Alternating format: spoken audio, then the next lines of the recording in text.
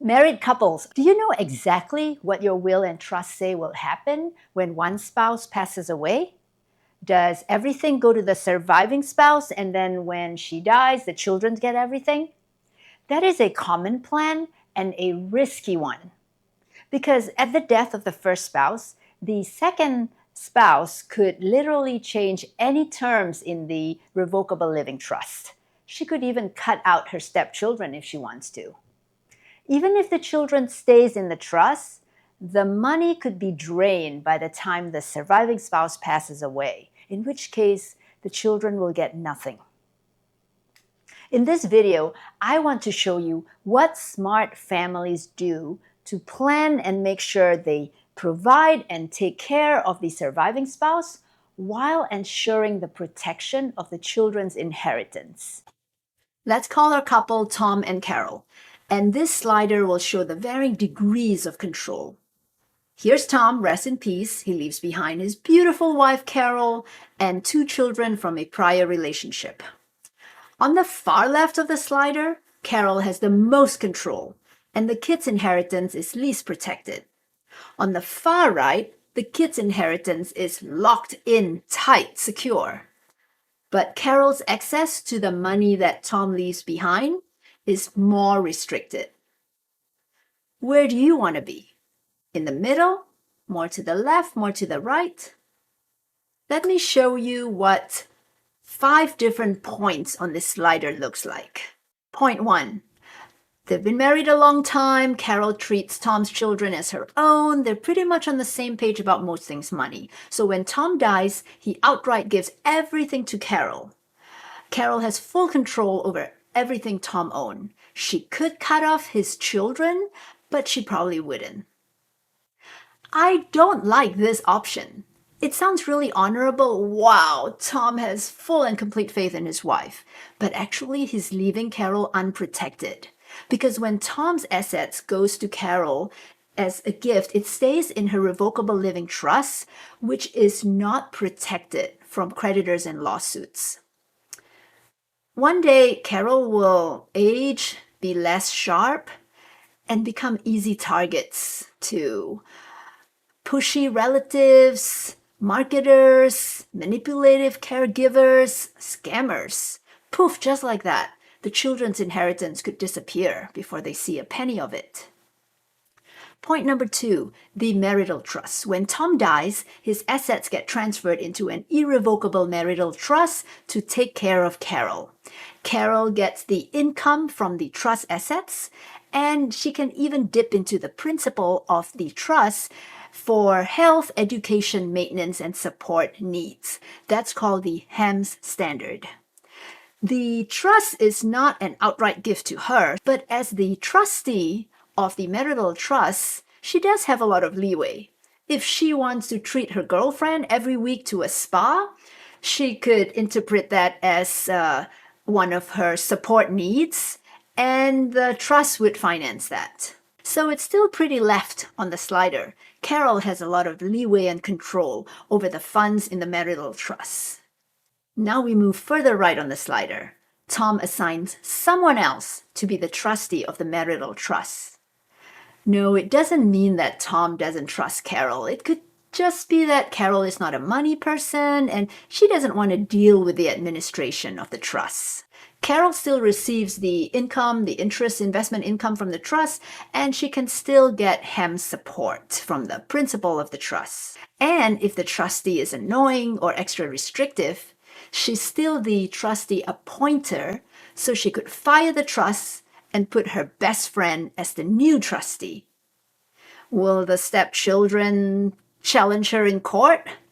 They could if they wanted to, but the courts understand that selecting a trustee is very subjective, and Carol, after all, has the power of trustee appointer, so she'll probably get her way. But what if Tom removes Carol's power as the trustee appointer? Now Carol may feel the pinch. If she wants to rent a villa in Italy to spend the summer with her new boyfriend, the trustee is going to have to approve that expense. And if she does not like the trustee's opinion of it, She's no longer the trustee appointer. She can no longer just fire the trustee and replace it with a buddy of hers.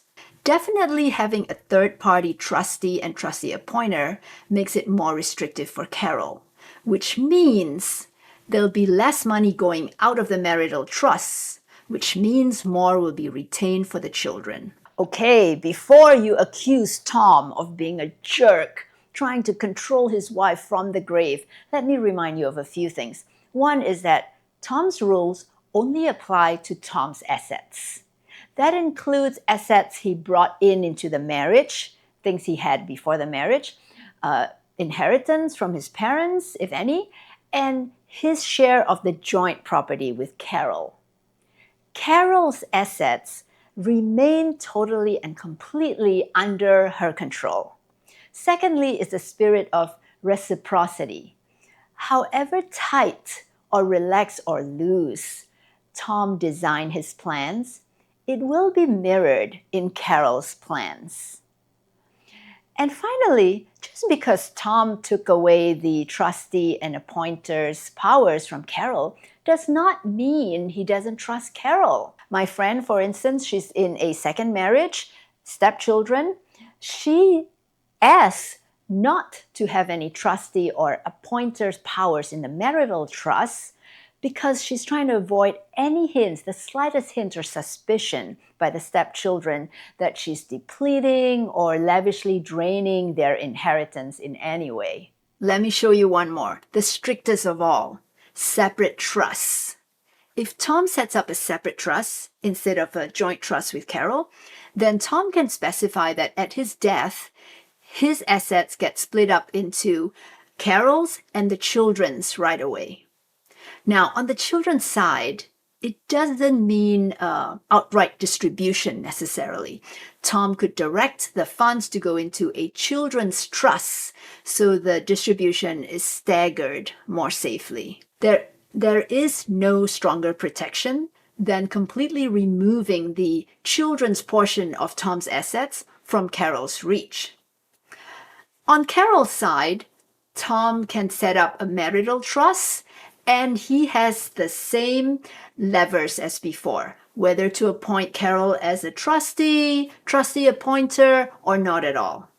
I hope it's pretty clear to you that estate planning is more than just about the documents. At the core, it's about relationship dynamic. And where it starts is a lot of honest conversations. The more you talk about it, the higher your chance of ending up in a place that both of you feel good about. In this part of the video, I want to show you how to set up these kinds of preferences in your living trusts. Until just a few years ago, you would need to hire an experienced estate plan attorney to set up this level of customization in your living trusts. But in 2020, a pandemic hit. There was a heightened sense of mortality as the pandemic took casualties left and right. At the same time, schools were closed, offices were closed, law offices were closed. This created a demand for online estate planning platforms like never before. This spike in demand was the impetus for rapid innovation in online estate planning platforms. I want to show you the online platform I work with, wealth.com, and demo to you what it takes to set up these kinds of preferences in your living trust. This is the homepage of the wealth.com platform. I'm not doing a deep dive. I just want to show you the question-driven nature of the user interface. So I'm going to edit the trust, the revocable living trust. I'm going to the distribution asset section. Here it asks you how you want to distribute your assets. You can distribute them equally or unequally among your children after your spouse dies. Under $15 million, you don't have to worry about the federal estate tax.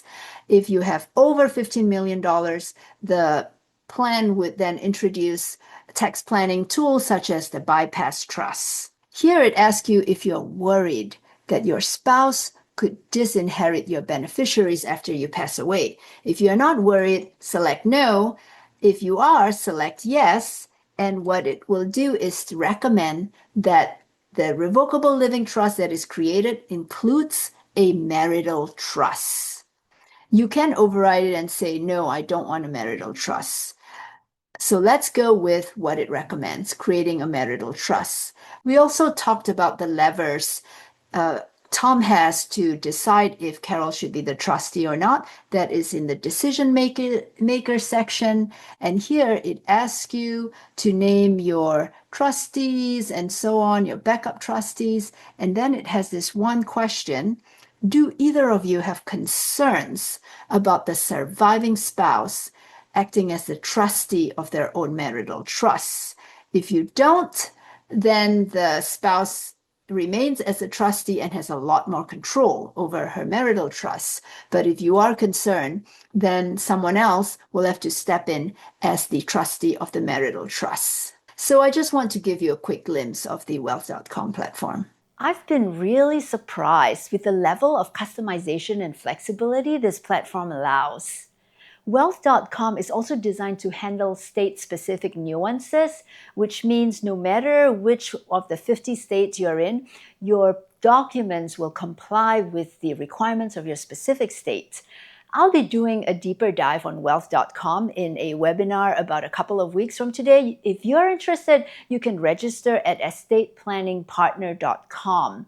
If that one is full because it's reaching its capacity, don't worry, I'll be doing another one probably a month after.